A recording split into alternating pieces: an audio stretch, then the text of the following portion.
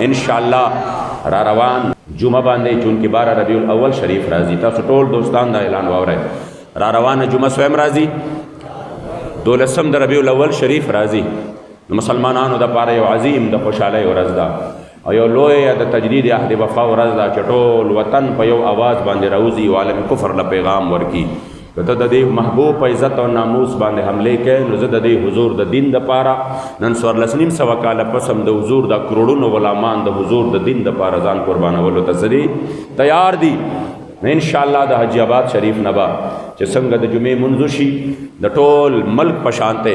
بلکې د ټولې دنیا په شانته اهل سنت و جماعت عقیده خو دومره واضحه ده دومره ظاهره ده چې مخکې ډېر خلک داسې وو دا د کوی چندخان چې هغې به چې کم دی نه جي نه دا خو د پنجاب داسې او دا خو د پنجاب داسې. اوس الله کریم جل جلاله ورو ورو اغار چاته ښایي چې په کوم انداز باندې امارت اسلامي د ربیع الاول شریف استقبال کړی دی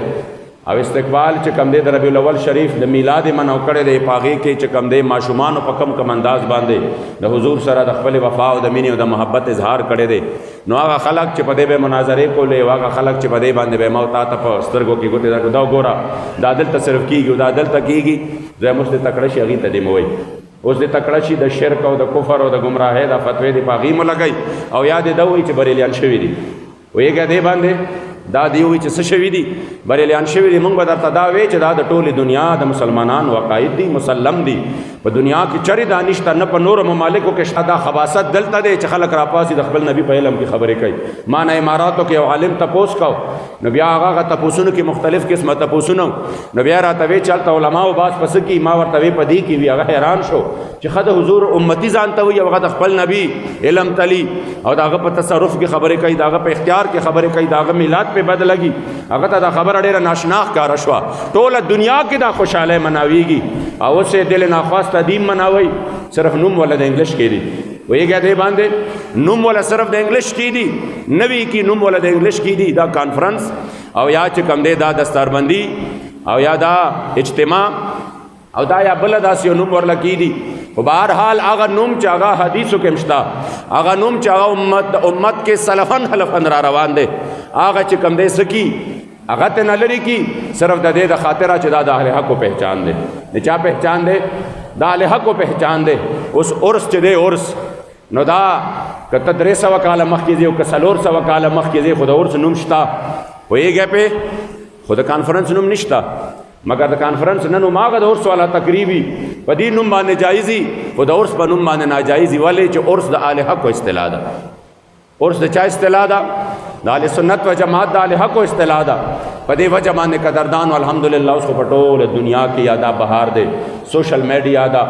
پرنٹ الیکټرانک میډیا ده خلکو ته پته لګي چې کوم عقایدو باندې مونږ یو دا صرف زمونږ نه دي د ټولې دنیا د مسلمانانو اجتماعي طور باندې الحمدلله. نو دا یو داسې عمل دی چې په دې کې خود سره اړو چا اوسه پورې د غم نه دی کړی په دې وجه باندې د خپل نبي سره اظهار وفا او بیا په دې حالاتو کې ډېره زیاته ضروري ده پوهېږه دې باندې په دې حالاتو کې ډېره زیاته ضروري ده چې ټول عالم کفر ته پیغام ورکول دي. نو انشاءالله حاجی آباد شریف کې به تاسو ټول به په دغه ورځ باندې په تیارۍ سره راځئ ښکلې مزېدار سپینې کپړې به واچوئ پوهېږئ دې باندې مزېدار که د چا ټوپی نه ځان له ټوپی پیدا کوي په دغه ورځ باندې که چا چې کم دی څه کوي د حضور علیه السلام د راتلو په خوشحالۍ کې ځان له بیچ پیدا کړ یا چې کم دی هر څنګه خپل تیاری وکړه چې واده لځئ او دا په الکان یو پارلر کې کینی ویږي په 2 غنټې په ځان باندې تیری کو 10000 روپے ورکی چې ځان تیاروما دا میچنګ سوټ دی او دا دادی او دا دادی او مخ مدا سکا او دا مدا سکا نو حضور دراتلو په خوشاله کې ځانونه تیار کړي ویږي دې باندې صفایو کې هم د حضور خوخه دا خسته سپینې جامې واچوي هم دارنګ چې کم دی خپ تیارې او د ځل په مینه باندې راشه چې د چا په محبت کې ځای هغه هستی ویني ان شاء الله بیا به دې سلام راکړي ان شاء الله موږ به مرزو پور چوکه پوری زو اول تک باندې یو مختصر پروګرام کو او بیا به داغه نه پس ان شاء الله بیا زمان نور معمولات دي تاسو خپل معمولات وي او د دې ځای نه ان شاء الله را روان جمعه د مانزه پسې متصل ان شاء الله تر چوکه پوری جلوس وي او بیا به الته میلاد شریف وي مختصر او داغه نه پس به دعا کی